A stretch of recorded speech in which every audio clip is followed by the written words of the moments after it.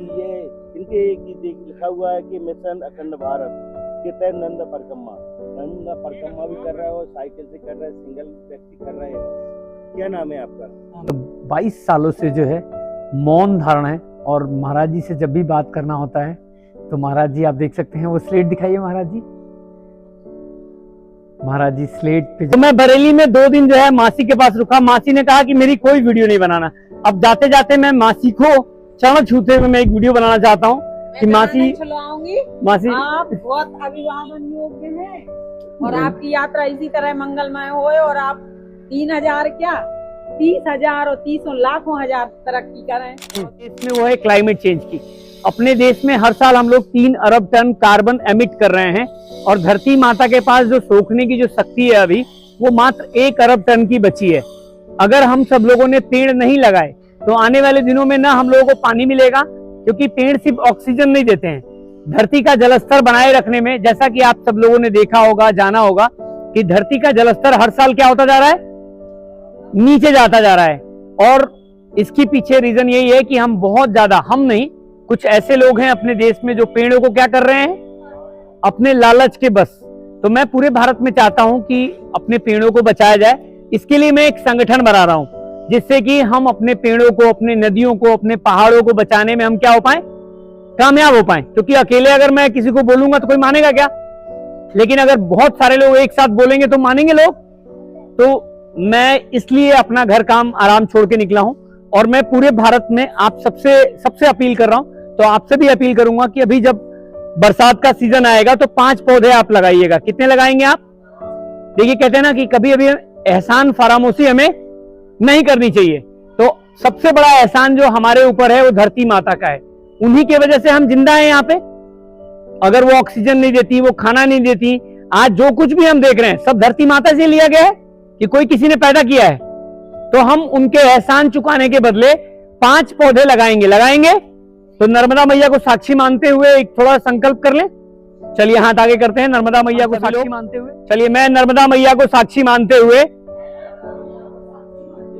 संकल्प करता हूं कि 5 पौधे हर साल रोपूंगा और धरती माता का ध्यान रखूंगा और अपने देश की स्वच्छता में अपनी भागीदारी प्रस्तुत करूंगा।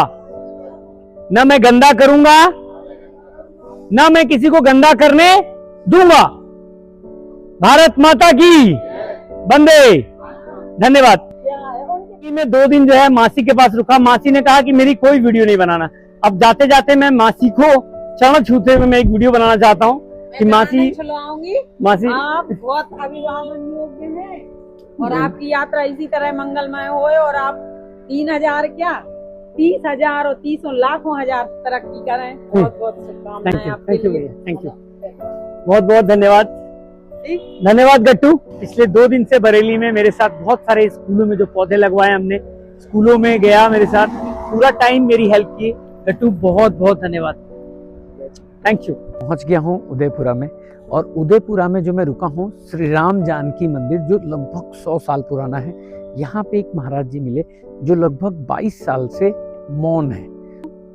तो आप देख सकते हैं यही वो हमारे दिव्य संत महाराज जी हैं जो 22 सालों से जो है मौन धारण है। और महाराज जी से जब भी बात करना होता है तो महाराज जी आप देख सकते हैं, वो स्लेट दिखाइए महाराज जी।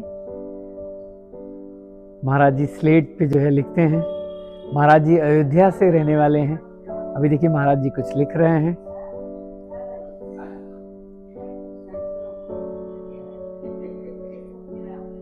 जानकी घाट बड़ा स्थान, श्री अयोध्या जी।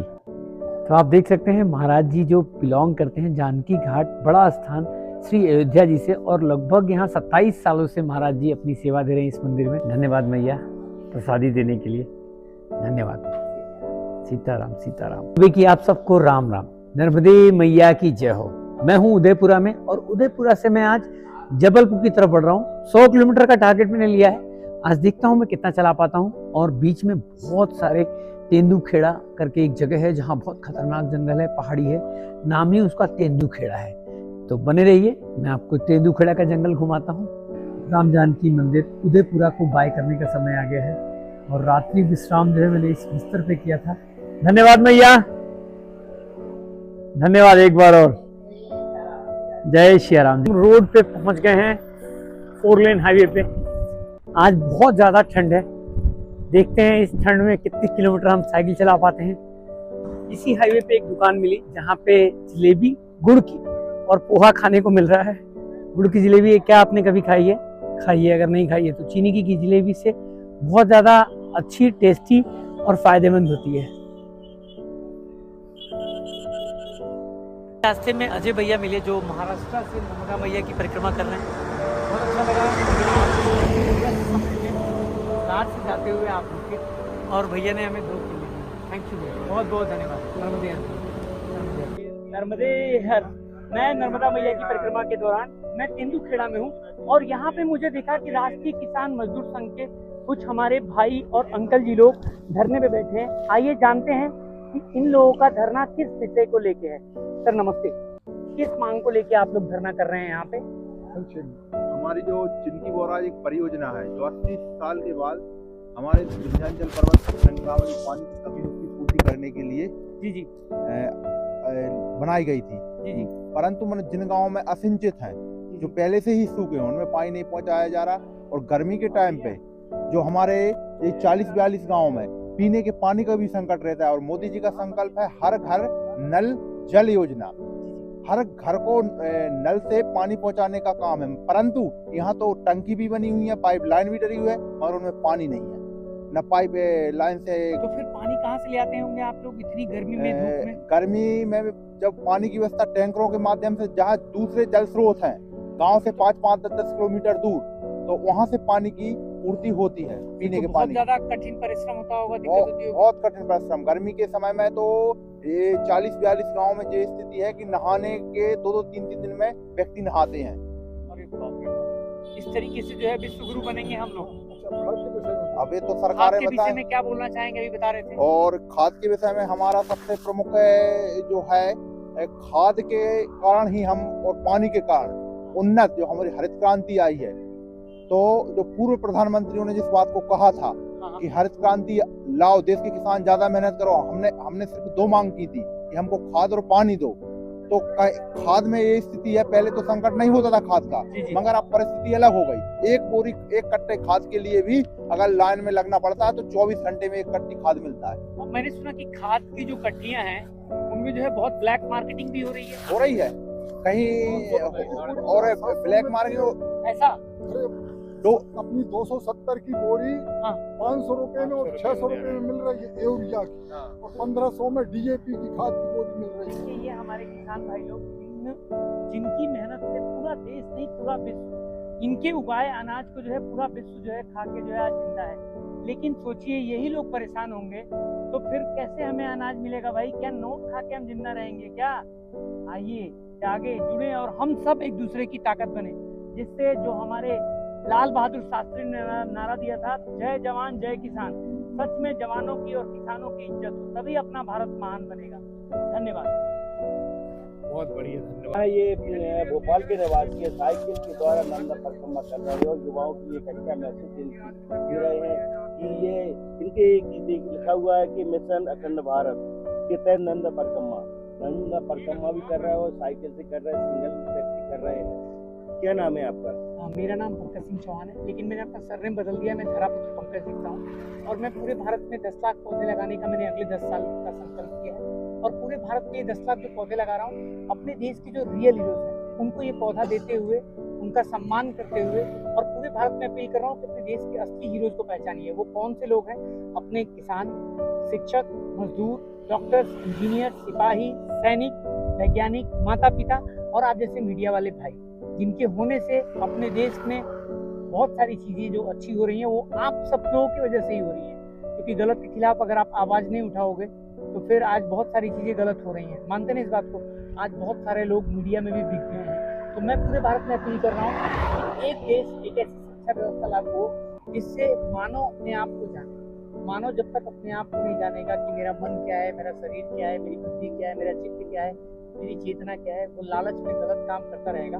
एक उदाहरण के द्वारा मैं आपसे एक बात करूँ, जैसे अगर मैं चोरी कर रहा हूँ तो मेरे अंदर भाव कैसे बनेगा? मेरे अंदर खुशी आएगी कि मेरे अंदर डर का भाव आएगा? आप बताइए ना। डर का भाव। आप सोचिए, आप जानते हैं ना कितना करप्शन है, कितना आपने नर्मदा भ्रष्टाचार है। परिक्रमा जो चालू की, कहाँ से उठाई? मैंने नर्मदापुरम से स्थायी है और 94 दिन हो गए मुझे इस यात्रा को करते हुए, और अगले 10 साल जो है बीच में गर्मी में मेरा ब्रेक रहेगा, क्योंकि गर्मी में हम पौधे नहीं लगा सकते हैं। तो फरवरी एंड में मैं इस यात्रा को खत्म करूंगा और फिर से जो है जुलाई अगस्त जो है मैं नेक्स्ट यात्रा स्टार्ट करूंगा। तो मेरी नेक्स्ट प्लानिंग है वो पूरा उत्तर भारत में करने की है। कितनी नर्मदा परिक्रमा कर चुके हो आप? नहीं, अभी पहली नर्मदा परिक्रमा है। युवाओं के लिए क्या संदेश? युवाओं के लिए संदेश है कि जब तक हम अपने विचारों को, भगवत गीता जो हमारे महान कृष्ण भगवान जिनको हम पूजते हैं, उनको हम नहीं पढ़ेंगे और उनके विचारों को अपने अंदर आत्मसात नहीं करेंगे, तब तक हमारे जीवन में हमें आनंद, जो असली आनंद है वो नहीं मिलेगा। नर्मदा परिक्रमा के दौरान आप साइकिल से कर रहे हैं, कितनी कठिनाइयाँ आई हैं और क्या? हर दिन शारीरिक कठिनाइयाँ आती हैं, लेकिन जब मुझे ये बात पता चल गई कि मैं शरीर और मन नहीं हूँ, मैं हूँ शुद्ध चेतना, तो फिर चेतना उस शारीरिक कठिनाई से मजबूत बनती है शरीर। क्योंकि देखिए, जितनी भी चीजें बनाई गई जिसको हम लोग कठिनाई मानते हैं, हर कठिनाई के पीछे जो फल है वो बहुत बहुत ज्यादा गहरा आनंददायक है। जो लोग आज कठिनाई नहीं ले रहे हैं, शारीरिक कष्ट नहीं ले रहे हैं, आज देखिए कितनी बीमारियों में जा रहे हैं। लोगों के पास सहयोग मिल रहा है। मैं बताता रहा हूँ कि मैं निःशब्द हूँ, मैं जितनी तारीफ करूँ लोगों की वो कम होगा। पग पग पे नर्मदा मैया अपनी कृपा और अपना चमत्कार दिखा रही है। मेरे पास शब्द नहीं है, मैं बताता रहा हूँ। मैं पिछले 94 दिन से लगभग नहीं तो मैं हजारों से ज्यादा लोगों से मैं मिला हूँ और हजारों लोगों ने मुझे इस मेरी यात्रा में हेल्प की है। मेरा नाम पंकज सिंह चौहान है, मैंने बताया खराब पंकज में लिखता हूँ। भोपाल के निवासी हैं, नर्मदा परिक्रमा उठाई है और यह इनका एक संकल्प भी है, ये पौधे लगाएंगे और देश के लिए एक अच्छा लोगों के लिए संदेश देना चाह रहे हैं। दिनेश विश्वकर्मा जी, मीडिया। तो अब बज गए हैं 1 और लग गई भूख। मैं पहुंच गया हूँ गुरु कृपा फैमिली रेस्टोरेंट जो तेंदुखेड़ा में स्थित है, और यहाँ पे हमने भैया से पूछा कि क्या सबसे अच्छा खाना है, तो भैया ने कहा कि पराठा बन रहा है, पराठा खाइए और दही जो है हम अपनी तरफ से आपको फ्री में देंगे। बहुत बहुत धन्यवाद भैया, थैंक यू भैया, थैंक यू। तो 6 घंटे में 86 किलोमीटर साइकिलिंग करने के बाद मैं पहुंच गया हूँ डोंगरगांव, और आप देख सकते हैं ये पीछे नर्मदा गौरी गौ सेवा आश्रम है, और यहाँ देखिए जस्ट बाजू में है नर्मदा मैया, नर्मदे हर। आइए आपको और व्यू दिखाता हूँ, बहुत सुंदर, ये पहाड़ों के बीच में बसा ये डोंगरगांव। नर्मदे हर जीवन भर। ये कि नर्मदा मैया देखिए कल कल करते हुए अरब सागर की तरफ जा रहे हैं। इसी वीडियो में आपसे मैं एक सवाल पूछना चाहता हूँ, अच्छा बताइए, पानी की जरूरत समुद्र को है या रेगिस्तान को? अब आप सोचिए, नर्मदा मैया जो जीवन दायिनी है, इनको तो जो है रेगिस्तान में जाना चाहिए, लेकिन ये अरब सागर में क्यों जा रही हैं? नियम ये है कि प्रकृति का नियम है, जो अपने आप में पूर्ण महसूस करेगा उसको और दिया जाएगा, जो अपने आप को खाली महसूस करेगा, जो लिया गया है वो भी उससे छीन लिया जाएगा। तो जितना ज़्यादा हम अपने आप को पूर्ण मानेंगे, सफल मानेंगे, हम एक्चुअल में पूर्ण हैं, सफल हैं, लेकिन हमारी शिक्षा ने हमें वो ज्ञान दृष्टि नहीं दी जिससे हम अपनी पूर्णता को जान पाए। और जो पूर्णता को नहीं जान पाता है वो पूरे जीवन भर रोता रोता अपने जीवन को बर्बाद करता है, चिंताओं में, लड़ाइयों में। तो आप पूर्ण हैं, आपके भीतर ही ईश्वर विराजमान है, ईश्वर कहीं बाहर नहीं है। लेकिन जब तक हम भौतिक दृष्टि से ज्ञान दृष्टि में नहीं जाएंगे, तब तक अपने आप को पूर्ण नहीं मानेंगे, ना अपने आप को सफल मानेंगे। और जब आदमी अपने आप को न पूर्ण मानता है न सफल मानता है, तो वो समाधान का नहीं, वो समस्या बनता है।